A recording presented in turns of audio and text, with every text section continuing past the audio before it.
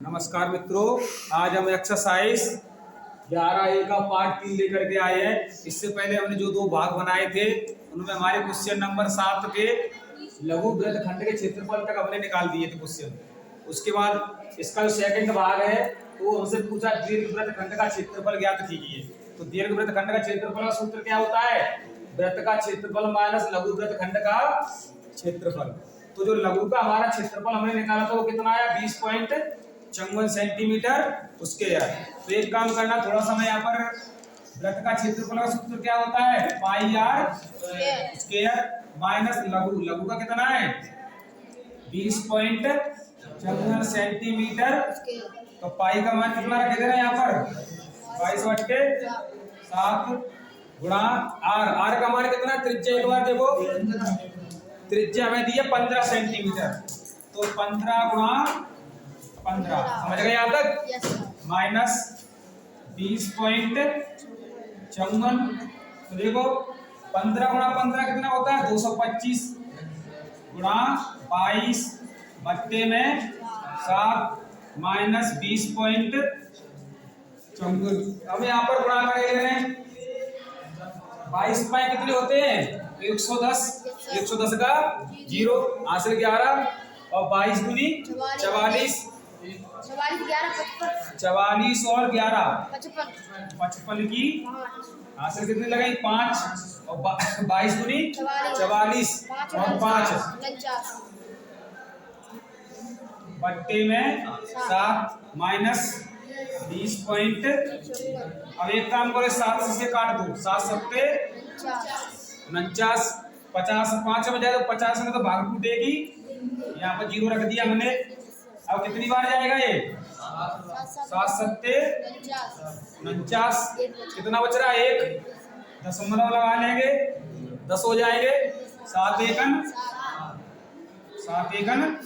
कितने बचेंगे? 3 30 हो जाएगा। 7 चौक तो ये आएगा 707.14। माइनस कितना करना है?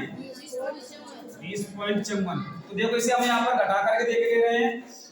707.14 माइनस 20.54।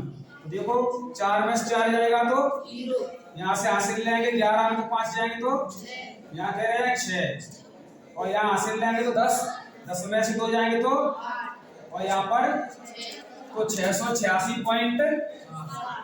ये आएगा हमारे पास 686.60 सेंटीमीटर। ये हमारा कौन सा है? दीर्घ वृत्त खंड का क्षेत्रफल।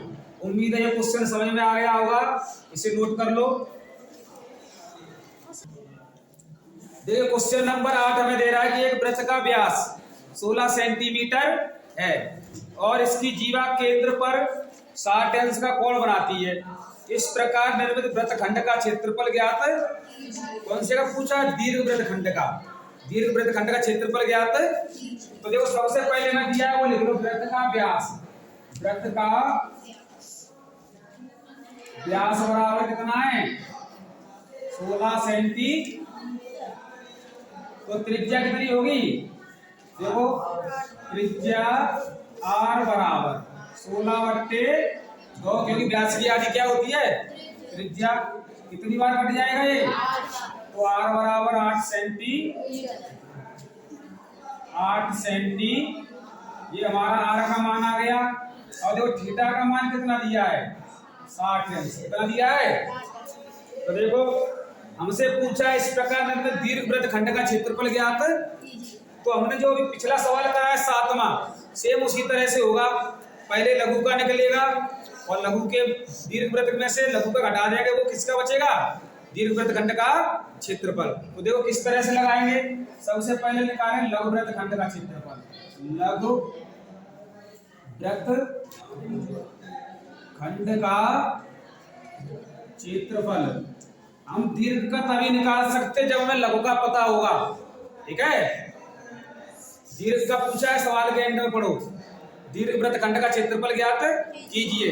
तो लघु का हमें पता होगा तभी दीर्घ का निकाल सकते, क्योंकि दीर्घ वृत्त खंड का क्षेत्रफल का सूत्र क्या होता है? पाई आर स्क्वायर माइनस लघु वृत्त खंड का क्षेत्रफल। तो हमें जब लघु का ही नहीं पता होगा तो निकालेंगे कहां से? सबसे पहले हम लघु का ही निकालेंगे। तो लघु वृत्त खंड का क्षेत्रफल है, तो इसका सूत्र क्या बनेगा? थीटा बट्टे 360 गुणा पाई आर स्क्वायर और माइनस कितने अंश का कोण है ये? तो 60 अंश के में किसका लगता है? समबाहु त्रिभुज का। 3/4 भुजा का ये सूत्र बताया था। तो देखो थीटा का मान कितना है? बट्टे गुणा पाई का मान रख के दे रहा है 22 बट्टे गुणा आर का मान त्रिज्या देखो 8 गुणा माइनस अंडूड में 3 बट्टे गुणा भुजा। भुजा कितनी हमारी? जो त्रिज्या होती है भुजा का काम करती है, ठीक है। तो 4 एकम 4 दूनी। अब देखो यहाँ पर ये 0 से 6 एकम और चिकनक यहाँ 2 से काटोगे तो कितनी बार जाएगा ये? और इसे काटोगे तो देखो अब 11 × 88 गुणा कितना बचेगा? और बट्टे में 7 माइनस या 8 दूनी तो 16 और अंडरूट में 3। अब एक काम करते हैं, वो काम क्या है? इसका गुणा कर लो पहले। तो यहाँ पर करके देख ले, चलो डायरेक्ट 8 और 8 64 और 6 70 700 बट्टे माइनस 16 गुणा अंडरूट 3 का मान हम रखे दे रहे हैं 1.73 तो 1.7। अब आगे देखो यहाँ तक दिख रहा है सही। और देखो यहाँ पर 704 में कितने का भाग दे रहे हैं? 21 का कितनी बार जाएगा ये? देखो 7 21 63 कितनी बार जाएगा ये? 3 बार। कितने बच रहे हैं यहाँ पर? 7 बचेंगे 74 हो जाएंगे। तो फिर कितनी बार जाएगा? अब कितने बचेंगे? 11 110 हो जाएंगे। तो 23 चौक 92 और चला जाएगा? नहीं जाएगा ना। तो 4 बार दे रहे हैं। कितनी बार दे रहे हैं? 21 चौक का दे रहे हैं ना। 21 चौक 84 और 21 पाए 105। तो यहाँ पर हमने 23 का दे दिया क्या? नहीं उतना ही दिया है ना। ठीक है, तो 21 चौक क्या होते हैं? 21 पाए 105। कितने बचेंगे? अब 5 बचेंगे ना। तो 50 हो जाएंगे। 21 दूनी कितना हो गया ये? 33 पॉइंट। बस 2 पॉइंट का निकालो। अब माइनस 16 का गुणा कर रहे इधर, तो 16 किया 48। से कितनी लगेगी? अब 16 सत्ते 16 पैसे 16 चेक 16 सत्ते 112 और हासिल कितनी है? 4। तो 116 की हासिल कितनी लगेगी? अब 11। अब 16 एकम 16 और 11 कितनी है? 16 और 11 ये कितना लगाइए? 27। तो हमारा लघु का जो इसमें से है घटा दो। यहाँ हासिल लो 12 में से 8 जाएगा तो कितना बचेगा? यहाँ कितने रह गए? 4 हासिल लोगे 14 में से 6 घटा कितना बचेगा? 8। यहाँ कितने रह गए? 2 हासिल लो 12 में से कितने घटाएंगे? तो कितना बचेगा? 5.84 सेंटीमीटर। ये हमारा लघु का आ गया। किसका आ गया ये? अब दीर्घ का निकालते हैं, और इससे पहले इसे नोट कर लो। देखिए जो हमसे हमारा ये लघु वृत्त खंड का क्षेत्रफल आया है, ये हमें निकालना किसका है? हमसे पूछा है दीर्घ वृत्त खंड का क्षेत्रफल। तो हम निकालते, देखो जो हमसे पूछा है भाई दीर्घ वृत्त खंड का क्षेत्रफल। इसका सूत्र क्या होता है? ये होता है पाई आर स्क्वायर माइनस लघु वृत्त का वृत्तखंड का क्षेत्रफल। ये होता है सूत्र। तो देखो पाई का मान कितना रख रहे हैं यहाँ पर? गुणा आर। आर का मान कितना था हमारे पास? 8 गुणा 8 माइनस लघु का। देखो लघु का हमने कितना निकाला है? 5.84। तो देखो 22 गुणा 8 कितना होता है? बट्टे 7 माइनस 5.84। अब एक काम करो, इसको पहले गुणा करो। 22 चौक 88 की 8 हासिल कितनी लगेंगी 8 8। अब 22 पर 110 और 22 छः 132 और हासिल कितनी है 8 तो कितनी हो जाएंगे 140 140 140 बट्टे 7 माइनस 5., 4 इसे काट दो 7 दूनी 14 2 बार जाएगा 0 का 7 एकन 7 कितने बचेंगे 1 दशमलव लगा लो 10 हो जाएंगे 7 एकन 7 1 फिर 3 बचेंगी ना और 7 एकन 7 तो 30 हो जाएगा 7 चौक 28 माइनस 5., 14 तो देखो घटा दो यहाँ से कितना बचेगा यहाँ पर 4 में से 4 जाएगा तो 0 और यहाँ हासिल ले लो 11 में से 8 जाएंगे कितनी बचेंगे 3।